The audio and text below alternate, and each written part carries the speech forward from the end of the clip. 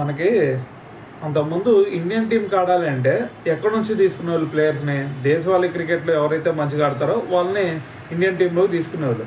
కానీ ఇప్పుడు ఎలా జరుగుతుంది, ఎవరైతే ఐపీఎల్లో మంచి పర్ఫార్మెన్స్ ఇస్తారో సో వాళ్ళని డైరెక్ట్గా ఇండియన్ టీంలో తీసుకొస్తున్నారు. అయితే ఇక్కడ మరి ఐపీఎల్ చూసుకుంటే T20 ఫార్మాట్, మరి ఇక్కడ టెస్ట్ క్రికెట్లోకి ఐపీఎల్లో పర్ఫార్మెన్స్ చేసిన వాళ్ళని తీసుకున్నారు. మరి ఇక్కడ చూసుకుంటే వీళ్ళు తుస్సని మెత్తున్నారు. ఎందుకంటే మనకి ఐపీఎల్లో మరి ఆరెంజ్ క్యాప్ హోల్డర్గా ఉన్న సాయి సుదర్శన్ తీసుకుంటే ఇక్కడ కేవలం 30 రన్స్ మాత్రమే చేశాడు ఫస్ట్ టెస్ట్లో.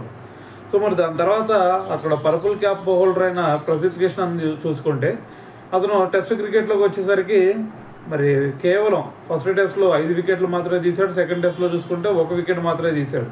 దాని తర్వాత ఎకానమీ చూసుకుంటే దారుణంగా 6 ఎకానమీతో బౌలింగ్ చేశాడు. సో మరి ఇదే విధంగా అంత ముందు చూసుకుంటే యజువేంద్ర చాహల్, సో అతను కూడా మనకి ఐపీఎల్లో ఒకప్పుడు పర్పుల్ క్యాప్ కూడా అందుకున్న ప్లేయర్ అతను. సో మరి దాని తర్వాత ఇండియన్ టీంలో తీసుకుంటే ఇక్కడ 0 అనిపిస్తున్నాడు. సో అందుకని చెప్పేసి ఇప్పుడు అతను కూడా పక్కన పెట్టేశారనమాట.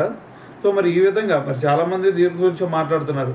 మీరు ఒకవేళ ఐపీఎల్లో మంచి పర్ఫార్మెన్స్ ఇస్తే తీసుకుంటే డైరెక్ట్గా T20 ఇండియన్ టీంలో తీసుకోండి.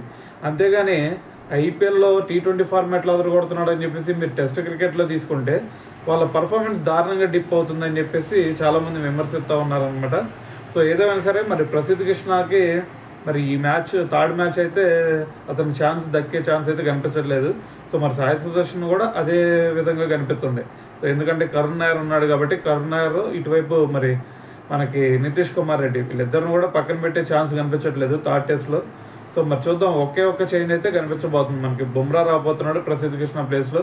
సో ఇంకా మిగతా టీం మొత్తం కూడా ఇదే విధంగా ఉండే ఛాన్స్ అయితే కనిపిస్తుంది అనమాట.